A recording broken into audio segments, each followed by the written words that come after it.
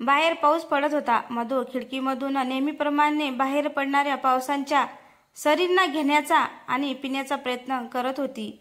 अचानक तिच्या लक्षात येते की कदाचित माझ्यासारखा पाऊस स्वप्नीलला सुद्धा आवडत असावा. पावसाचे 2-4 थेंब ती हातात घेते आणि मग स्वप्नीलच्या तोंडावर फेकण्याचा प्रयत्न करते. पळत येऊन त्यांच्या जवळ बसते. स्वप्नील, तुला माहिती आहे, मला पाऊस खूप खूप खूप आवडतो. तुला पण आवडतो का रे? बोल ना. असं किती दिवस अबोला धरणार आहेस तू? मधू त्याच्या हाताला धरत बोलत होती. असं सारखं झोपलेलं मला नाही आवडणार आणि चालणार नाही. तू किती ॲक्टिव्ह होता. 1 मिनिट सुद्धा तुझी नजर आणि तुझं शरीर एका जागेवर राहत नव्हतं. आता बघ किती दिवस झाले. असं म्हणत असतानाच मधू त्याच्याजवळून उठली आणि खिडकीजवळ जाऊन पावसाच्या सरींना चिडू लागली. खूप आशेने मधू स्वप्नीलकडे पाहत होती. डोळ्यामधून अश्रू वाहायला लागले. मी आता थकली रे. रोज मी तुझ्याकडे येते. तू काहीतरी बोल. रागवशील, मारशील. बाबा एकदाचा माझ्यावरती चीड. बोल काहीतरी. पण बोल काहीतरी. स्वप्नील अचानक काहीतरी आठवल्यासारखं मधून नाटक करू लागली. स्वप्नील, मला तुला काही गुपित सांगायचं आहे. पहिल्यांदा जेव्हा काही गुपित सांगायचं असायचं तेव्हा मी तुला सांगायची, पण छोटी आता आपल्या अभ्यासात मग्न झाली आहे. तिला तर ताईंची आठवण सुद्धा येते की नाही. मी आईला सुद्धा माझ्या मनातल्या बऱ्याच गोष्टी सांगायची, परंतु बाबा गेले तेव्हापासून आई एकटी झाली आणि थोडी अल्पितच वागायला लागली. घरी तुझी आजी असते. फार चांगले आहेत. त्या मला फार जीव लावतात. परंतु यामध्ये तू एवढे मोठे दुःख त्यांना दिले आहे. मी कुठे त्यांच्याशी मनमोकळेपणाने बोलू. तुला माहिती आहे, रामू काका सुद्धा मला आता जीव लावायला लागले आहे. अगदी मी घरातले एक सदस्य बनून गेलेली आहे. तुला अजून काय सांगायचं आहे सांगू का?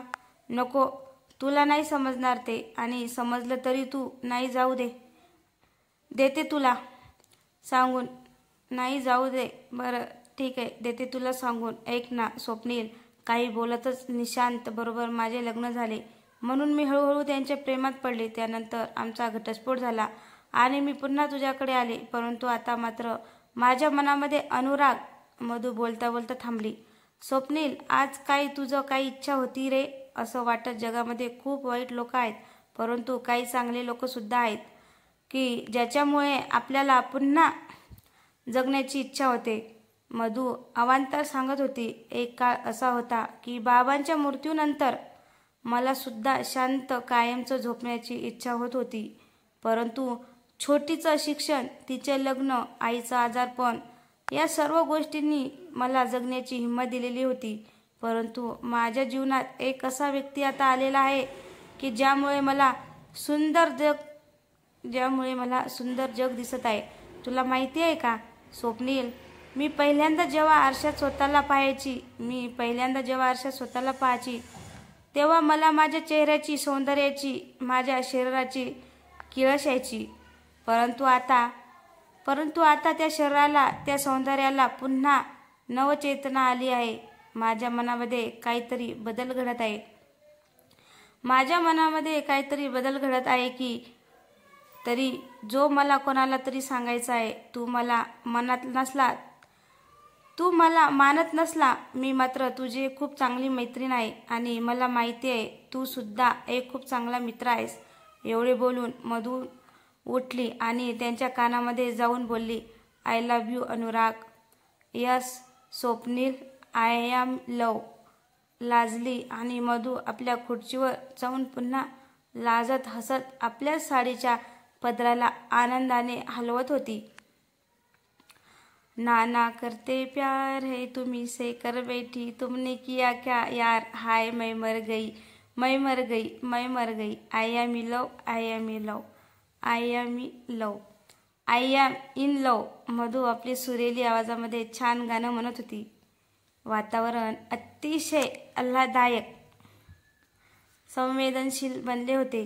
अनुराग दरवाजामध्ये उभा राहून हे सारं काही ऐकत होता. त्यांच्या मोठ्याने हसण्याच्या आवाजाने मधूच्या गाणे थांबले. त्यांच्या मोठ्याने हसण्याच्या आवाजाने मधूच्या गाणे थांबले. भयान शांतता पसरली. मधूचा चेहरा उतरला. मधू, गाणं म्हणता म्हणता थांबून काय गेलीस? तुला गाणं छान म्हणता येतं. एखाद्या व्यक्तीला इतका सुंदर चेहरा, इतका सुंदर आवाज कसं काय देऊ शकतो? आमच्याकडे देवाचं लक्षच नव्हतं वाटतं बनवताना. अनुराग हसतच आणि स्वप्नीलकडे जाऊन त्यांचे केसांना कुरवाळत बोलला. अनुराग, तू कधी आलास कळलंच नाही.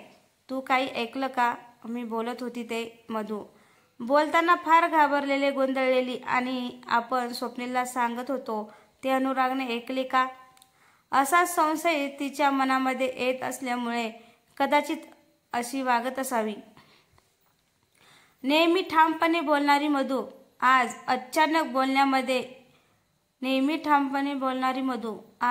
अचानक बोलण्यामध्ये एवढी अडकळत होती ते अनुरागने चांगले जाणले होते. मधू तिथून उठून खिडकीमध्ये जाऊन उभी राहिली आणि बाहेर बघण्याचे नाटक करू लागली. अनुराग तिच्याजवळ बोलत होता. आमचे स्वप्नील सर आहेतच असे की कुणालाही आवडूनच जातील. आजीची सुद्धा तीच इच्छा होती. स्वप्नील सरांना बरे करायचे असेल तर त्यांच्यावर आपल्या स्वतःच्या जीवापेक्षाही प्रेम करणारे कुणीतरी पाहिजे होते. आणि तुमच्याशिवाय स्वप्नील सरांना एवढे प्रेम कोणीच करू शकत नाही. लवकरात लवकर स्वप्नील सर पूर्वीसारखे होतील आणि आमची कंपनी पुन्हा नव्याने चालू लागेल. अनुराग हात जोडून मधूकडे आला आणि मधू सांगू लागला. स्वप्नील सरांच्या अपघातानंतर हळूहळू अवाढव्य संपत्ती असणारा स्वप्नील आपल्या अनेक महत्त्वपूर्ण कॉन्ट्रॅक्ट पूर्ण करू न शकल्यामुळे बऱ्याच मोठ्या प्रमाणात त्यांच्या संपत्तीचे नुकसान झाले आहे. आजीच्या तब्येतीची काळजी असल्यामुळे अनुरागने ते कधीच आजीला किंवा कुणाला सांगितलेले नाही. परंतु दिल्लीला असलेली पूर्ण प्रॉपर्टी नीलाम झालेली आहे. उरली आहे ती फक्त कंपनी. काही दिवसानंतर ती सुद्धा निलामीच्या. बोलता बोलता अनुराग थांबला आणि आपल्या डोळ्यातील अश्रूंना त्यांनी मार्ग मोकळा करून दिला. खरे तर मधूला समजतच नव्हते काय करू, परंतु तरीही तिने हिंमत केली आणि अनुरागच्या खांद्यावर हात ठेवत अतिशय शांतपणे म्हणाली. त्यांच्याशी बोलू लागली. अनुराग, सर्वात प्रथम मी तुम्हाला एक सांगू इच्छिते. मी स्वप्नीलवर प्रेम करत नाही. आम्ही दोघे एक चांगले मित्र बनले आहोत. त्याला चांगलं बनवण्यासाठी मी काही करू शकते, परंतु त्यांच्यावर प्रेम करू शकत नाही. आता राहिली प्रॉपर्टी आणि कंपनीची काळजी.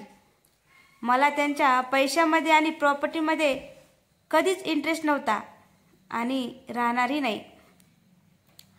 अनुराग गोंधळला. तिच्याकडे पाहतच म्हणाला, प्लीज, आमच्या स्वप्नील सरांना तुम्हीच बरी करू शकता. तुझ्या प्रेमामध्ये जादू असेल, आमच्या सरांना पूर्णपणे बरे करू शकेल.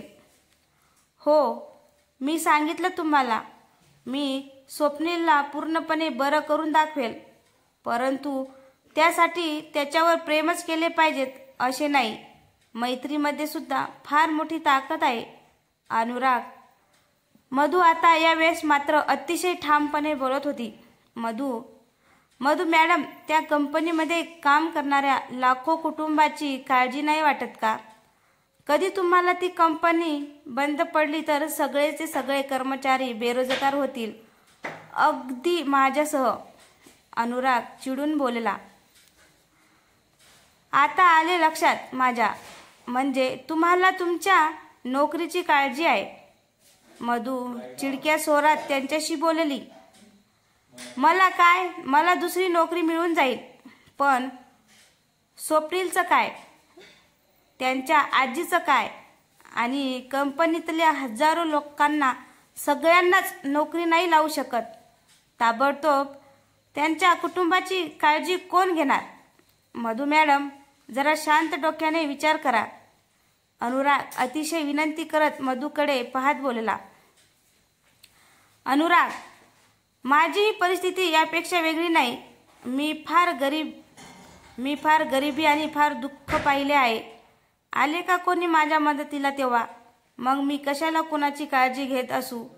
निशांतने आपल्या स्वतःच्या स्वार्थासाठी माझा वापर करण्याचा प्रयत्न केला.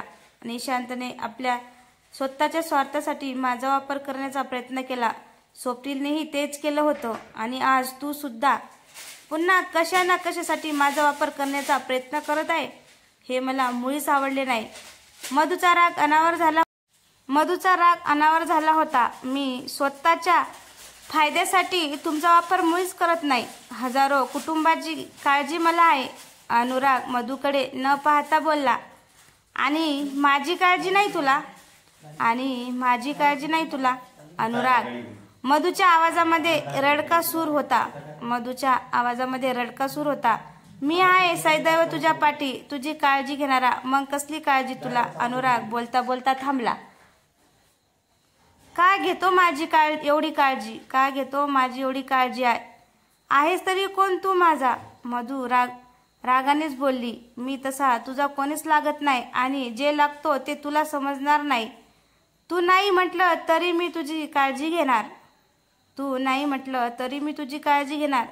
करणार. तुला जे करायचं ते कर. अनुराग तिच्याकडे पाठ करून बोलला. माणुसकी म्हणून तू माझी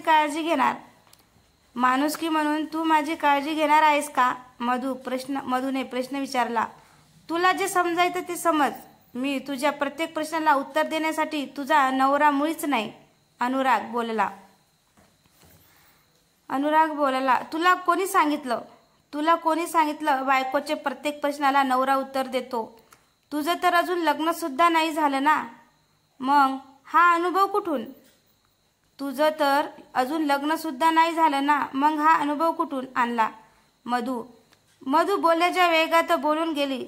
सगळं शिक्षण अनुभव घेऊन मिळत नाही मॅडम. दुसऱ्यांकडून बघूनही शिकून घ्यावं लागतं. अनुराग हसला यावेळेस बोलताना. मी किती छान मूडमध्ये होती. पण तुमच्या या विचारांनी मला काळजीतच टाकून दिले. मी आली कशासाठी होती ती आणि होतंय काय? मधू दीर्घ श्वास घेत बोलली. सॉरी मधू मॅडम, माझ्याकडून काही चूक झाली असेल तर मला माफ करा. हात जोडत अनुराग तिच्याकडे येत म्हणाला. अगदी सॉरी वगैरे म्हणायची गरज नाही. मी तर सहज बोलून गेले आणि तू मला कधीच सॉरी म्हणायचं नाही. समजलं का तुला? अनुराग मधूच्या बोलण्यातला प्रेमाचा स्वर अनुरागला न करण्यासारखा मुळीच नव्हता. मधूच्या बोलण्यातला प्रेमाचा स्वर अनुरागला न समजण्यासारखा मुळीच नव्हता. मग का भांडत असते सारखी माझ्याशी? अनुराग मनातल्या मनात परंतु मधूला आवाज येईल एवढ्या मोठ्या आवाजात बोलला. तुझ्या भाषेत याला भांडण म्हणतात, पण माझ्या भाषेत याला वाद म्हणतात.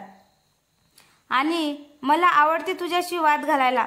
मधू मधाळ आवाजात बोलली. अरे, मी विसरूनच गेलो. मला तर दुसरंच काहीतरी तुझ्याशी काम होतं आणि मी वेगळे तुमच्याशी बोलायला लागून गेलो. अनुराग एक कागद तिच्या पुढे ठेवत बोलला. हे काय आहे? मधूने विचारले. कागद आहे, काहीतरी लिहिले त्याच्यात. वाच. इथे नको, घरी गेल्यावर वाच आरामात. मला काही घाई नाही. अनुराग यावेळेस तिच्याकडे न बघता बोलला आणि दरवाजाकडे जाण्यासाठी निघाला. दरवाजाकडे जाताना तिला दिसला आणि तिला कळून चुकले. कागदात काय असेल ते. तिने तो कागद उघडला. ही नाही आणि त्याला म्हणाली, थांब. अनुराग, मला नाही वाचायचं. तुझ्या कागदात काय लिहिलंय ते मला तुझ्या चेहऱ्यावर समजत आहे. तुला काय म्हणायचे आहे ते. मला काय म्हणायचे ते तर ऐकून घे. कसा काय जाऊ शकतो तो असा अनुराग दरवाजाजवळ उभा राहिला. त्याची पुढे येण्याची हिंमतच नव्हती. दवाखान्यामध्ये शांतता पसरली. क्षणभरासाठी दोघे एकमेकांकडे फक्त पाहत होते. सकाळी मी जे गाणं म्हणत होती ते स्वप्नीलसाठी नव्हतं, तुझ्यासाठी होतं, कळलं का तुला आता? सकाळी जे मी गाणं म्हणत होतं ते स्वप्नीलसाठी नव्हतं, तुझ्यासाठी होतं, कळलं का तुला आता? बोल, तुला काही बोलायचं असेल तर, मधू शांत आवाजात बोलली. मला पण तेच वाटतं, पण स्वप्नील सरांना काय वाटेल, आजी काय समजेल आपल्याबद्दल, म्हणून मी त्या कागदामध्ये काही गोष्टी सविस्तर लिहिल्या होत्या. खरं तर मी ही नोकरी सोडून जात आहे. मला यापुढे असं तुझ्यापासून लांब राहणे जमणार नाही. तू मला आवडायला लागली आहेस. तुला मी टाळू सुद्धा शकत नाही आणि माझे तुझ्यावर प्रेम आहे हे सुद्धा सांगू शकत नाही. म्हणून मी हा शेवटचा निर्णय घेतला. अनुराग अतिशय गंभीर होऊन बोलत होता. अनुराग, नोकरी सोडायची गरज नाही. मी तुझ्यासाठी थांबू शकते, स्वप्नील चांगला होईपर्यंत, आणि तू सुद्धा थांबू शकतो, मला माहिती आहे. मधू स्वतः त्याच्याकडे चालत आली. अनुराग काही उत्तर देण्याच्या आधीच अनुरागच्या मागून जुईली रागाने पुढे आली आणि तिने तिच्या कानाखाली एक वाजवली. मधू, तुझ्यामुळे आज स्वप्नील या परिस्थितीमध्ये इथे दवाखान्यात पडला आहे. फक्त तुझ्यामुळे माझी आणि स्वप्नीलचे लग्न होऊ शकले नाही. माझं आयुष्य तू आणि या स्वप्नीलची आजी आणि त्यांच्या कंपनीतील 1000 कर्मचारी यांना सर्वांना भिकेला लावणारी फक्त तू आहे. एवढं सगळं केल्यानंतर तू पुन्हा प्रेमात पडू शकते? मला तर विश्वासच बसत नाही. जसं माझं वाटोळं झालं आहे, हे बघ मी तुझं करते की नाही. जुईली रागात बोलत होती. तर मित्रांनो, तुम्हाला ही कथा कशी वाटली? कथा आवडल्यास लाईक, कमेंट, शेअर करायला विसरू नका. तसंच आपल्या चॅनलला सबस्क्राईब करा. धन्यवाद.